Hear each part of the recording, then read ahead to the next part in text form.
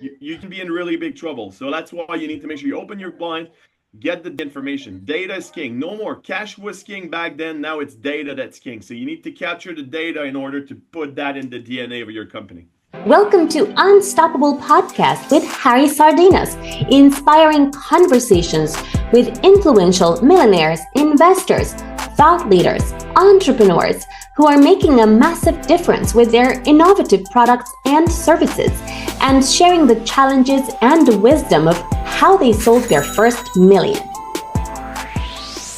This group of skills, Dom, that you learn and in your career, that definitely they are key to your business. It came with another box with a lot of new things that you have to learn, especially if you're the CEO of the company that you didn't even knew that you exist. You know, you had to taking care of the account, you have to be taking care of the marketing, you have to be compliance and the law and a lot of things comes to your play that even some things you need to learn and you don't even like it.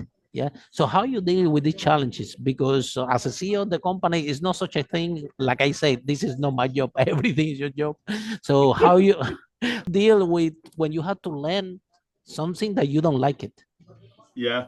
And when you have to do something that you don't like it? Yeah, and that's very true, huh? There's a lot of things I don't like. Like I'm not good with everything related to administration, processes, like structure and doing this paper for this government and this paper for this government. And this is On the like compliance. Oh my God, it's so boring. And I'm in the HR field, right? So we have a lot of regulation, we have a Oh lot my of God. processes, Look at so this. like privacy laws, all the laws in Quebec, we have to respect all those things Employee are not. law, you Yeah, name it. yeah. So employment law, like that, these are not the things I'm the best at. I'm a business guy, right? I'm a salesperson. I'm a business guy. I'm an HR person. I love people. I love building things, but I'm not great with anything related to admin. So going back to what I said a bit earlier, it's often about being surrounded with exceptional people, but at the beginning, you can't. So you do it. So you gotta remember why you're doing it, why it's important. You still have to make it happen, and you need to accept that it's part of the chaos of building a business, right? So if anybody thinks building business is easy, like come to me, I'll talk to you about it, right? So it's smooth sailing, it's never something You that goes describe it perfectly, 100% a chaos. yeah, it's not a straight line. It goes like this, and then you think things are good, and then they're not good 6 seconds after, and you need to fix it, and it's part of that. So you need to accept that chaos is part of the process, and you need to set your eyes on what you're trying to achieve. If you keep in mind what you're trying to achieve, then it gives purpose to these things that you don't really like to do that you still have to do anyway. So you don't need to, because need to learn. The other day I have a conversation with an entrepreneur that was telling me, well, I don't like to do this. I said, look, even if you don't like to do it, we're talking about marketing, you need to learn a little bit. Even if you don't like it, you need to have a certain understanding. Otherwise, how are you going to employ people? You need to have a minimum understanding what that means, what is it for, and especially marketing. You cannot be in business and tell me, no, marketing, sales, I don't want to learn. It will be boring. Well, if you like it or not, you need to have a deeper understanding, because when you bring in people to your organization, you need to have some foundation, so you know that what role the people gonna do, what they're gonna. You can give them some KPI, key performance indicators, something. But if you never sell yourself before, at least during the process, it's gonna be difficult. The employee is not gonna respect you. They will tell you, these guys don't have any clue. So you know what? I'm gonna dance here, take my salary, not gonna do anything. So that's part of exactly, Dom, like you said, the chaos to be. And right, we need to go through things that which is completely different with the corporate, right? Because in corporate you do what you like. If somebody come and tell you, look, you need to do this, you say, I'm sorry, and I you have don't a like department it, for this is this, not right? my job description, you go to that department, then we sort you out, this is not my problem, you know what I mean? So And then you have a department for this and a department for that, right? And exactly.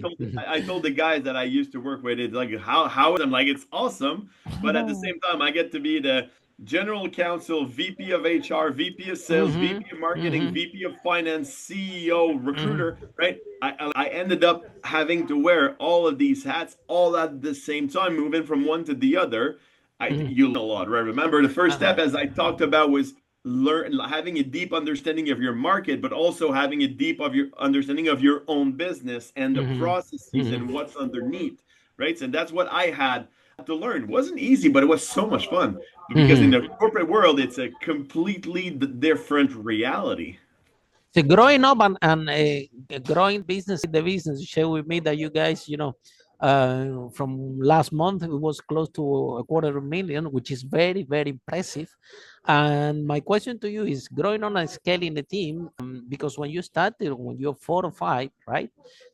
It's completely different ball game when I my age, right? They are we have like 6, give it or take, and but then 360. So I call it 360 employees. When we bring them to the organization, we tell them, look, here is place that we are a small team. I like the business like this, right? I have a business already with a lot of employees, so I know the headache. But anyway, so we have but when I say we are very few people, so here, whatever we have to do, we have to do it, and this is how we work. Even this podcast, I told my IT director, look, I want to do a podcast. My IT director told me, Harry, what's that? I say, I don't know.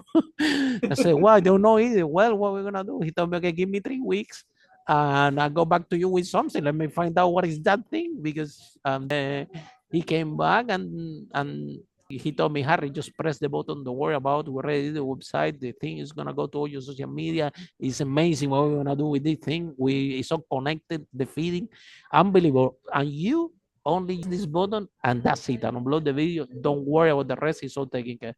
So that thing is, when you are 5, 6 employees in the company, it's a large operation.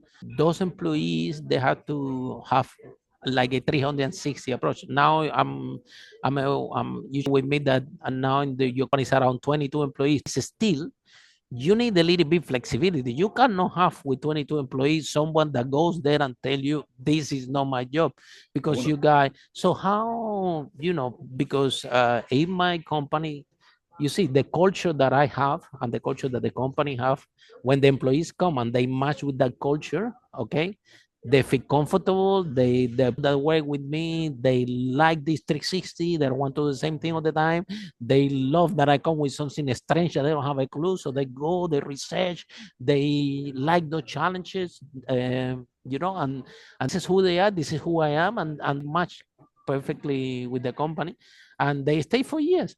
So how, but your case is different because you have a transition in culture. It's not the same thing, the 5, 6 people that are with you at the beginning, the sweat and tears. Now 22 people, completely different. It's kind of a little bit tricky because they cannot be you need flexibility from them. So how you deal with the challenge and how the transition in culture from having 5 employees to 10 to 22 is the same, right? Oh, it's different. I think you said it best, right? So the reality is changing as you evolve and you grow, then that's why you need to keep on being agile.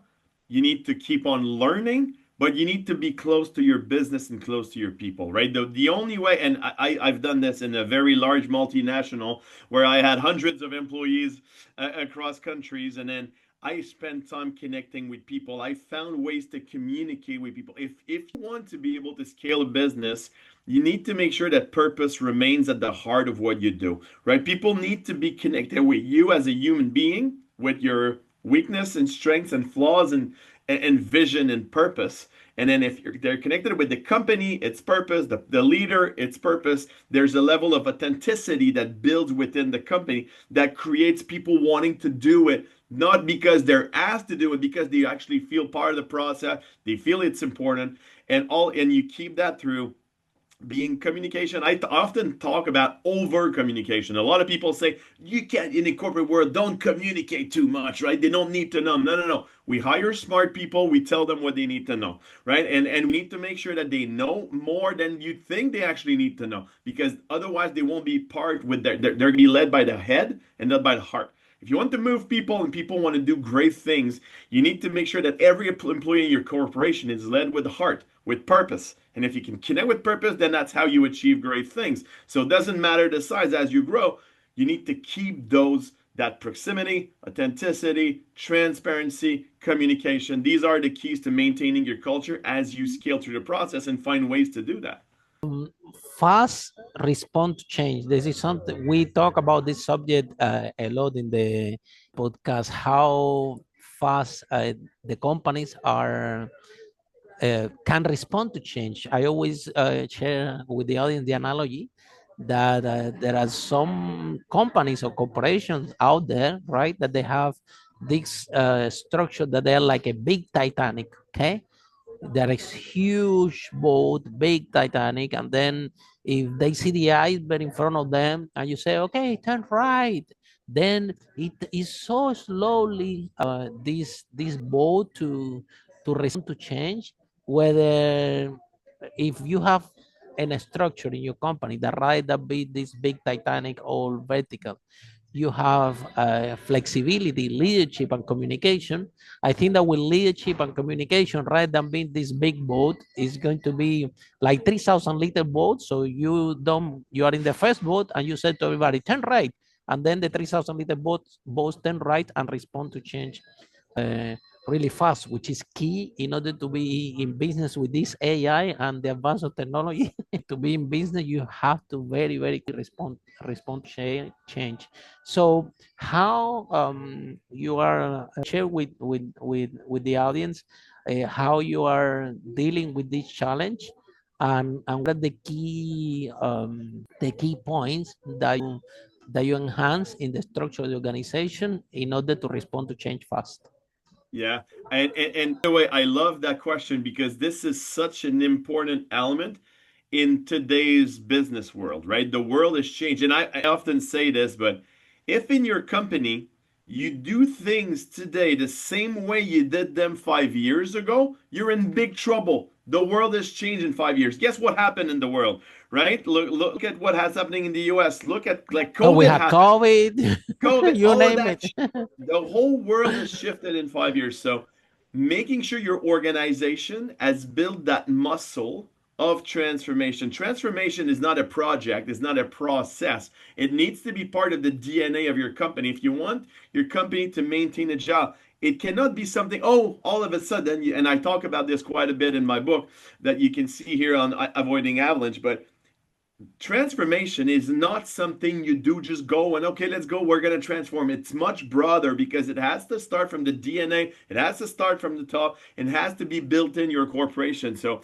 if you're in a big corporation, you need to make sure that every leader in your company understands the power of being agile, and how to become agile in a large corporation is make sure the systems and the process are connected in order to have that agility. Compensation plan needs to be aligned. The way we organize our teams need to be aligned. All of those business systems need to be aligned to drive innovation. In a small company, it's relatively easy because it's quick to turn. You need to make sure you don't turn too often because you're like a chicken with no head running, right? So you need to make sure you stay focused and don't start shifting.